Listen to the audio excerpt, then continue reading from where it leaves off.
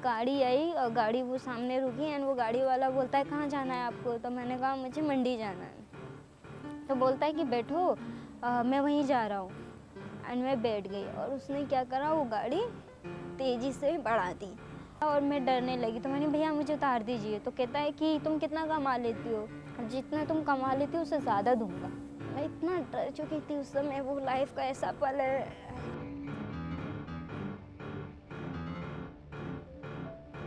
हाय, मेरा नाम चांदनी है और मैं एक ऐसी फैमिली से बिलोंग करती हूँ जो खेल तमाशा करते हैं, रोड शो, जो एक गांव से दूसरे गांव जाते आते रहते हैं। तो मैं अपने पापा के साथ जब 7 साल की थी, जब से ही रोड शो कर रही हूँ, उनके साथ खेल तमाशा दिखा रही हूँ।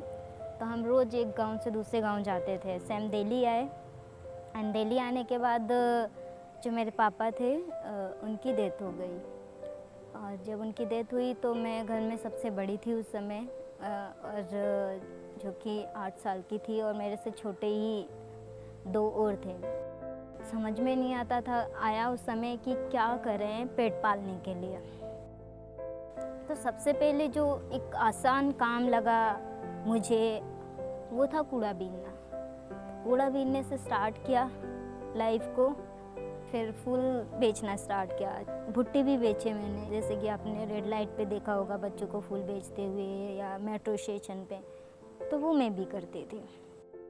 अगर फूल नहीं बिकते थे तो रात के 2-2 बजे हम वेट करते थे कि कोई फूल खरीदने आएगा। तो सर्दी होती थी तो बहुत ज़्यादा प्रॉब्लम होती थी कि ज़्यादा कपड़े। सर्दी से बचने के लिए कार खड़ी होती थी तो बीच में बैठते थे, ताकि इधर की भी हवा रोक ले और उधर की भी हवा हमें बचा ले, मतलब कारें हमें बचा ले हवा से। और लोग रात में कोई भी इंसान अच्छा नहीं मिलता था उस समय। या तो पियक्कड़ मिलते थे जो रात में पी के घूमते हैं, वो लोग से बचना। और मुझे एक्चुअली कुत्तों से सबसे ज़्यादा डर लगता था। मुझे अगर लाइफ में, मतलब कुत्तों ने मुझे बहुत काटना है, मैं बहुत डरती थी, तो मुझे उनसे बहुत डर लगता था।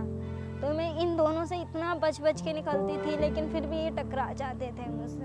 और उनकी वो चीज़, उनसे बचना और भागना और छुपना और उनकी बातें सहना, जो गालियाँ देकर वो बात करते थे और जिस तरीके से वो देखते थे, वो बहुत बेकार लगता था। मेरे साथ ऐसा भी हो चुका है कि एक दिन मैं भुट्टा बेचने के लिए जा रही थी और हमें सुबह 4 बजे मंडी पहुंचना होता है।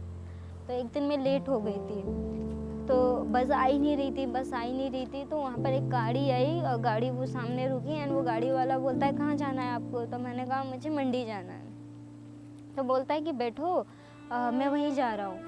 तो मैंने की सवारी का है, और तो मैं अभी बीच में से ले लूँगा, आप बैठो। एंड मैं बैठ गई और उसने क्या करा, वो गाड़ी तेज़ी से बढ़ा दी और उसने किसी को नहीं बैठाया और मैं डरने लगी। तो मैंने भैया मुझे उतार दीजिए। तो कहता है कि तुम कितना कमा लेती हो, तो मैंने कहा क्यों। तो बोलता है जितना तुम कमा लेती हो उससे ज़्यादा दूंगा, चलो मेरे साथ। मैं इतना डर चुकी थी उस समय, वो लाइफ का ऐसा पल है। पता नहीं, ऊपर वाले का मैं हमेशा शुक्रिया अदा करती हूँ कि जब वो जा रहा था तो बीच में डीएनडी पड़ गया, जो डीएनडी होता है, तो उसे डीएनडी की वजह से मुझे बीच रोड पे उतारना पड़ा और उतार के वो चला गया। जब याद करती हूँ तो रोंगटे खड़े हो जाते हैं। पढ़ने का बहुत शौक था बचपन से, क्योंकि जब भी मैं कूड़ा बीनने जाती थी या फूल बेचने जाती थी तो मैं उन बच्चों को भी देखती थी जो बच्चे मॉर्निंग में पढ़ाई करने जाते थे। तो एक सपना था कि पता नहीं स्कूल जा पाऊंगी या नहीं, लेकिन स्कूल की ड्रेस जरूर पहनूंगी। देन स्कूल तो कभी नहीं गई, आज तक नहीं गई, लेकिन वहाँ पर कुछ लोग आते थे बस स्टैंड पे और आकर बच्चों को पढ़ाते थे। तो वहाँ पर मैंने पढ़ना स्टार्ट किया। वहाँ पर उन लोगों से मैंने एक चीज़ सीखी जो थे राइट्स। पहली बार ये पता चला कि बच्चों के अधिकार भी होते हैं एंड बच्चा उसके लिए फ़ाइट भी कर सकता है। क्योंकि उस समय सबसे ज़्यादा जो प्रॉब्लम मैं फेस करती थी और भी बच्चे करते थे, वो ये था कि हमें कभी भी पुलिस वाले ले जाके बंद कर देते थे।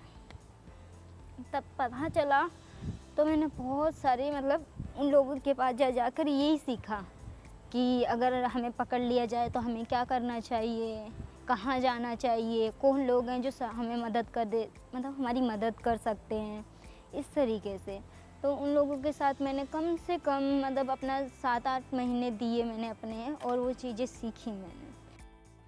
सीखने के बाद मेरे यहाँ जितने भी बच्चे थे जहाँ मैं रहती थी जिस स्लम में, उन बच्चों के लिए मैंने काम करना स्टार्ट कर दिया। अगर उन्हें पुलिस ले जाती थी पकड़ के तो मैं चाइल्ड लाइन की हेल्प लेकर उन बच्चों को वहाँ से छुड़वा लेती थी, इस तरीके से। तो उन लोगों ने, वो एक संगठन से आते थे, तो उन लोगों ने मेरा काम देखा और वो खुश हुए। तो उन्होंने कहा कि आप जो ये काम यहाँ कर रहे हो आप हमारे साथ मिलकर करो, हम पूरे नोएडा लेवल पे आप हमारे साथ काम करो। तो मैंने हाँ बोल दिया।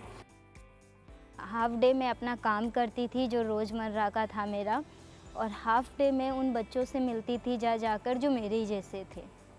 और चाइल्ड राइट्स को लेकर मैंने काम किया और एजुकेशन को लेकर मैंने काम किया। दैन फिर वहाँ से मेरी जर्नी स्टार्ट हुई, और मैं 8 सालों के अंदर उस संगठन की नेशनल सेक्रेटरी रही। जिला लेवल से लेकर नेशनल सेक्रेटरी तक मैंने 4 राज्यों में काम किया, दिल्ली, यूपी, एमपी, हरियाणा। जब मैं 18 साल की हुई थी तो मैं 10,000 बच्चों के लिए काम कर चुकी थी। फिर मैं जब 18 साल की हुई तो मैंने वॉइस ऑफ स्लम स्टार्ट किया। तो वॉइस ऑफ स्लम का एक ही उद्देश्य था कि स्लम के बच्चे को उनके पैरों पे खड़ा करना। घर का हम एक ही बच्चा लेंगे, लेकिन उस बच्चे को एक वो क्वालिटी वाली एजुकेशन देंगे जो उसका अधिकार है।